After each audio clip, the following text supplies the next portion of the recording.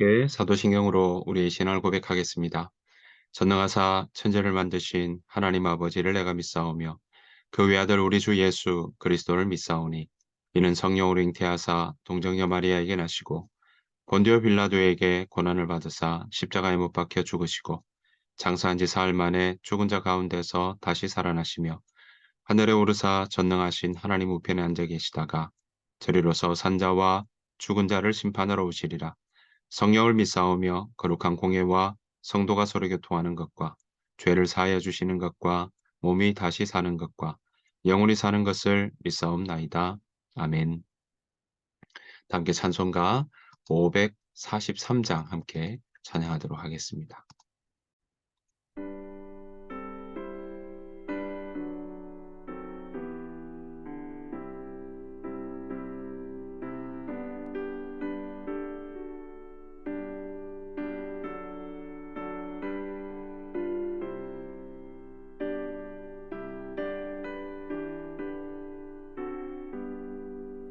어려운 일 당할 때 나의 믿음 적으나 의지하는 내 주를 더욱 의지합니다. 세월 지나갈수록 의지할 것뿐이세. 무슨 일을 당해도 예수 의지합니다. 성령께서 내 마음 밝히 비춰주시니 인도하심 따라서 주만 의지합니다. 세월 지나갈수록 의지할 것뿐이세. 무슨 일을 당해도 예수 의지합니다.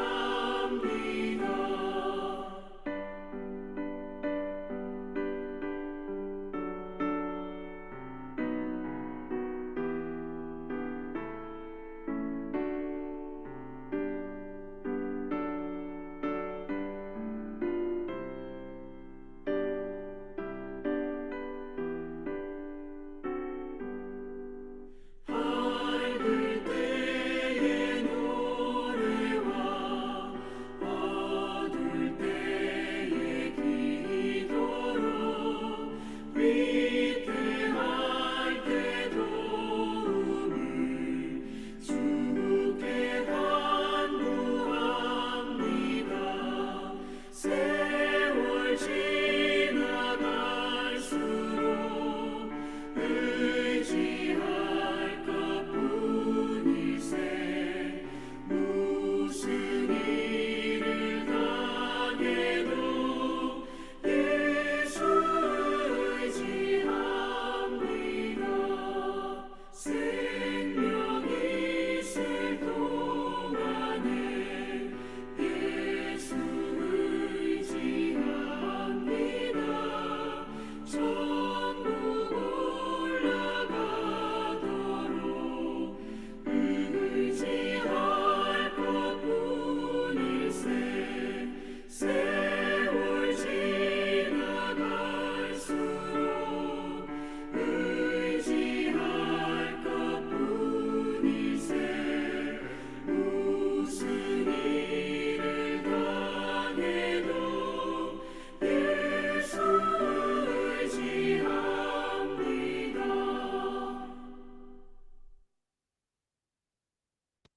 이 새벽 함께 보실 하나님의 말씀은 사무엘상 21장 10절부터 15절 말씀입니다. 사무엘상 21장 10절부터 15절의 말씀입니다. 그날에 다윗이 사울을 두려워하여 일어나 도망하여 가드 왕 아기스에게로 가니 아기스의 신하들이 아기스에게 말하되 이는 그 땅의 왕 다윗이 아니니이까. 무리가 춤추며 이 사람의 일을 노래하여 이르되 사울이 죽인 자는 천천히요 다윗은 만만히로다 하지 아니하였나이까 한지라.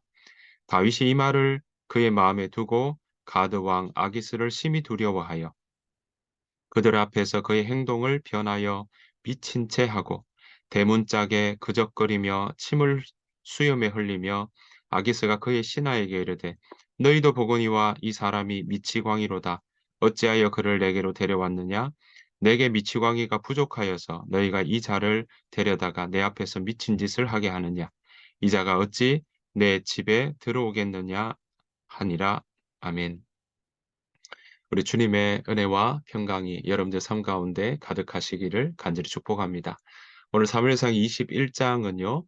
18장, 19장, 20장에서 보았던 것처럼 사울이 이제 다윗을 미워하고 또 시기와 오해로 인한 그래서 다윗의 생명을 그렇게 위협하던 사울의 모습이 계속 나왔던 것을 보게 됩니다.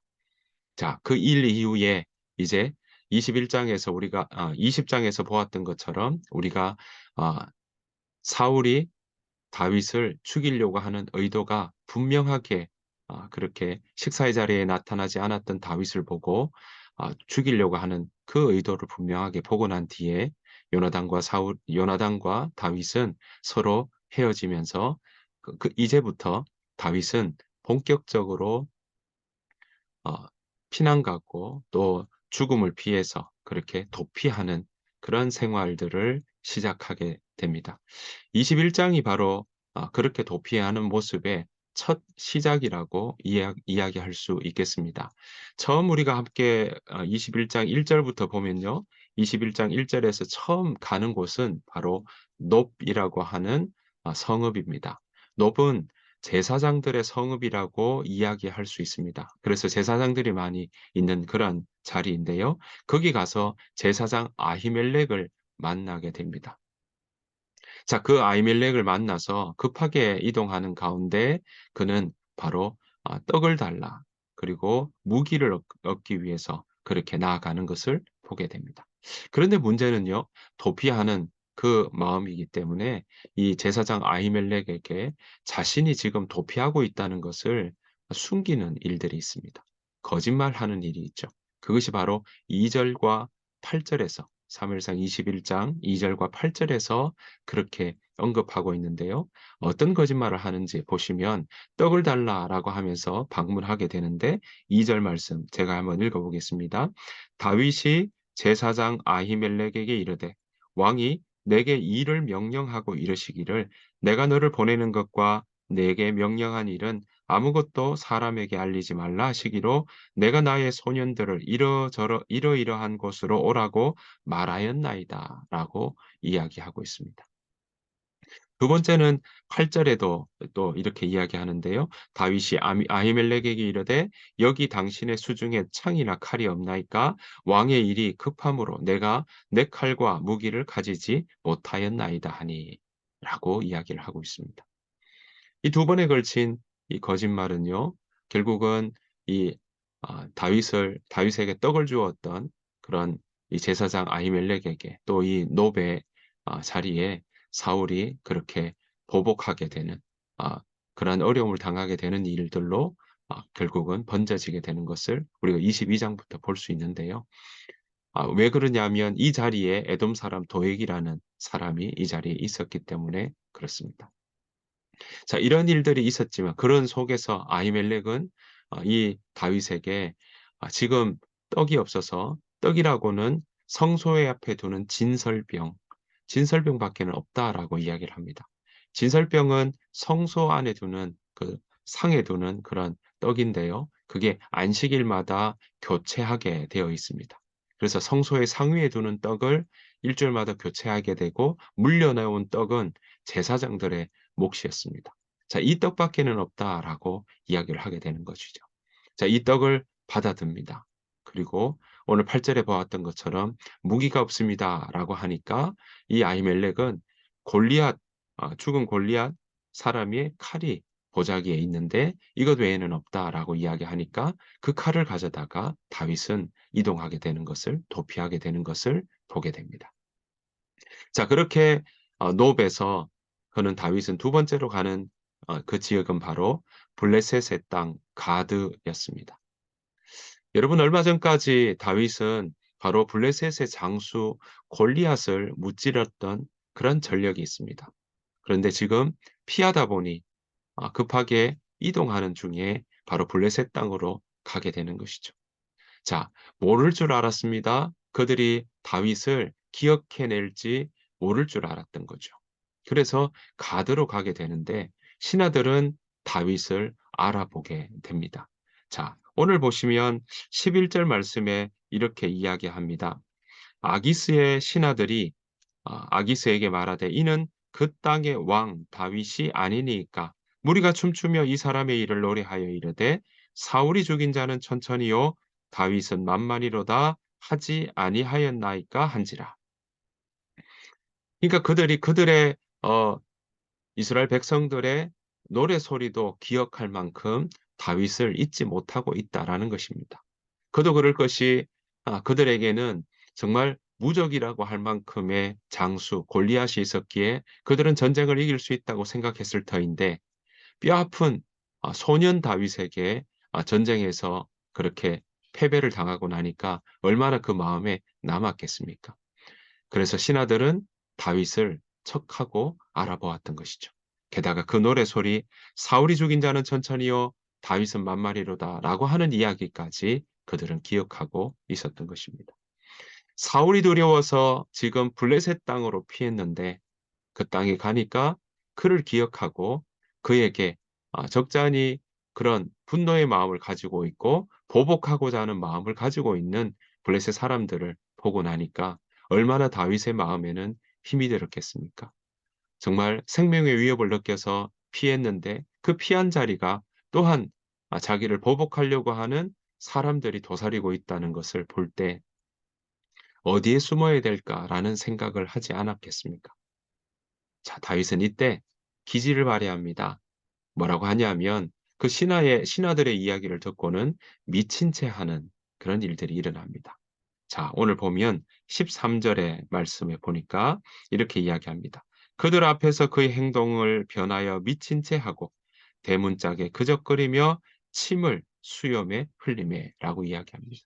신하들의 이야기를 듣고 마음에 두고는 그것을 어떻게 해결할까 하는 방책 중에 바로 다윗이 할 수 있는 방책은 자신이 미쳤다라는 것을 보여주는 것이었죠. 그래서 그는 미친 채 하고 수염에 침을 흘리고 침을 수염에 흘리고 또 대문짝에 그적거리는 그런 모습들을 보여주었던 것입니다. 자, 그러자 아기스 왕은 가드 왕 아기스 왕은요. 바로 이 다윗을 보면서 미친 사람을 데리고 왔느냐라고 이야기를 합니다. 그러니까 신하의 이야기를 무시할 만큼 다윗은 아기스 왕에게 위협이 되지 않았고 미친 사람이라고 이야기하는 그것으로 정리되고 있는 것이죠. 자, 이렇게 다윗은 놉과 가드에서 그는 바로 도피의 그 시작들을 보여주고 있는 것입니다. 나중에 이 가드 아기스 왕에서 피하면서 쫓겨났을 때 시편 34편에서는 다윗이 그때 물러나면서 하나님 앞에 찬양하는 그런 시를 짓게 됩니다. 그것이 바로 시편 34편인데요. 34편의 제목이라고 할까요? 표제어라고 하는데 그 표제어의 맨 윗단의 34편에 보면 이렇게 나옵니다. 다윗이 아비멜렉 앞에서 미친 채 하다가 쫓겨나서 지은 시라고 이야기를 하고 있습니다. 가드 왕 이 아기스의 그 호칭이 바로 아비멜렉 왕의 호칭을 가지고 있기에 이 아기스에게서 쫓겨난 그때 지은 시로 우리는 이해할 수 있는 것입니다. 자, 그래서 그 왕 앞에서 쫓겨났을 때 1절에 보면 이렇게 이야기합니다. 내가 여호와를 항상 송축하며 내 입술로 항상 주를 찬양하리이다. 4절에 내가 여호와께 간구하매 내게 응답하시고 내 모든 두려움에서 나를 건지셨도다. 사랑하는 성도 여러분, 오늘 보시는 것처럼 다윗은요, 그 아기스의 신하들이 자기를 알아보았을 때, 그리고 사울이 죽인 자는 천천히요, 다윗이 죽인 자는 만만이로다 하는 이야기를 듣고는 그는 여기에서 도간에 든 쥐다고 생각하지 않았겠습니까? 이제 어디로 피해야 되는가? 제 발로 자기가 지금 가드 왕 그 앞으로 갔고 블레셋 땅으로 갔는데 이제 어떻게 해야 될까 하는 고민이 없었겠습니까? 그럴 때 정말 그 마음에 두려움이 있었다는 것을 우리는 이 시편 34편 4절 말씀에서 볼 수 있습니다. 자, 그 두려움에서 다윗은 어떻게 했습니까? 오늘 보았더니 4절에 내가 여호와께 간구하며 그렇습니다. 시편에서 다윗은요. 가드왕 아기스 앞에서 자신의 정체가 발각이 되었을 때 그것 때문에 마음에 두려워하는 마음이 있었는데 그 두려운 마음 앞에서 그는 두려움 속에서 어려운 일을 당하는 그때 하나님 앞에 간구하며 하나님의 도우심을 구하는 일들이 바로 다윗에게 있었다라는 것입니다. 그러자 하나님께서는 다윗에게 그 어려움 속에서 두려움 속에서 건져내시고 그의 기도를 응답하셨다고 지금 시편 34편 4절에서는 고백하고 있는 것입니다. 사랑하는 성도 여러분, 우리도 하나님 믿고 나아가는 그런 많은 일들 가운데 하나님을 믿는다고 해서 어려움이 전혀 없는 것은 아닙니다. 우리 가운데 때로는 고난이 당할 때도 있고요. 우리가 생각지 못한 어려움 앞에 직면할 때도 있습니다. 그런 어려움 중에 우리 마음이 두려우면 그 일 앞에 참 어떻게 손도 대지 못하고 이렇게 우리 마음이 힘들어지고 당황스러울 때가 있죠. 오늘 다윗도 그런 심정 아니었겠습니까? 자, 그런데 그럴 때 다윗은 무엇했습니까? 그 두려움 앞에서 하나님 앞에 그 두려운 마음을 가지고 하나님 앞에 그 문제를 하나님 앞에 아뢰며 그 도움을 구했다라는 것입니다. 그때 하나님께서는 다윗을 굽어 살피셔서 돌보시고 기지를 발휘할 수 있도록 바로 다윗에게 지혜를 주셨던 것으로 우리는 이해할 수 있는 것입니다. 그래서 오늘 다윗은요, 뭐라고 이야기하냐면 34편 19절 말씀에 이렇게 이야기합니다. 의인은 고난이 많으나 여호와께서 그의 모든 고난에서 건지시는도다.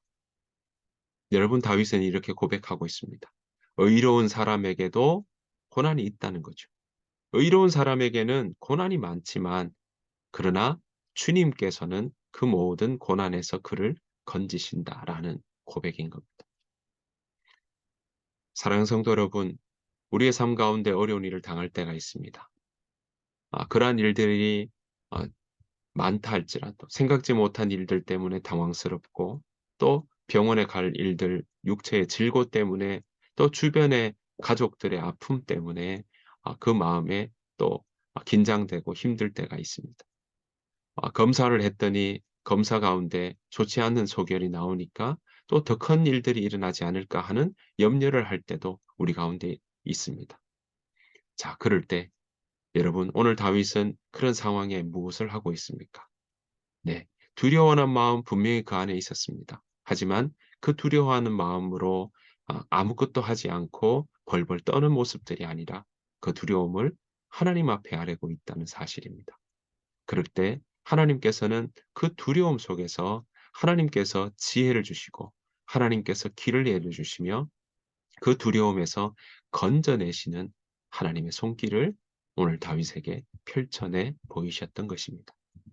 사랑하는 성도 여러분, 하나님께서는 다윗과 함께 하신 그 하나님은 오늘 우리와도 함께 하신다고 약속하셨습니다. 임마누엘의 그 하나님께서 우리의 어려움도 굽어 살피시고 우리의 고난 중에 있는 여러 가지 어려움 중에 두려움에 떠는 마음들이 있다면 그 속에서도 건져내시고자 하는 하나님 아버지의 그 마음이 있다는 사실을 우리는 기억해야 할 것입니다. 여러분, 우리 가운데 어려운 일을 당할 때 하나님 앞에 나아가십시다.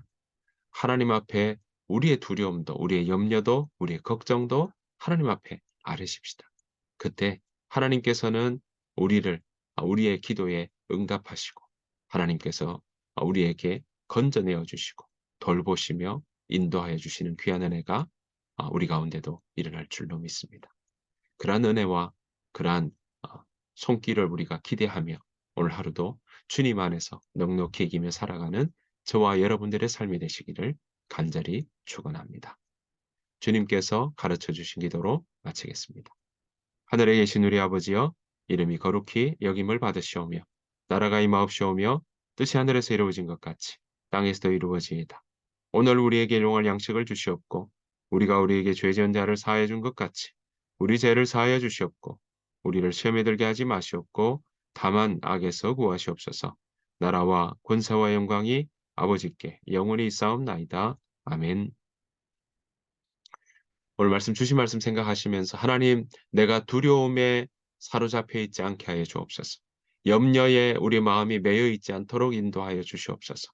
하나님, 내가 그 두려움마저도 주님 앞에 올려드리고 하나님께 간구하며 나아갈 때 우리를 돌보시고 우리를 환난에서 건져주신 하나님의 손길을 경험할 수 있도록 하나님 함께하여 주옵소서.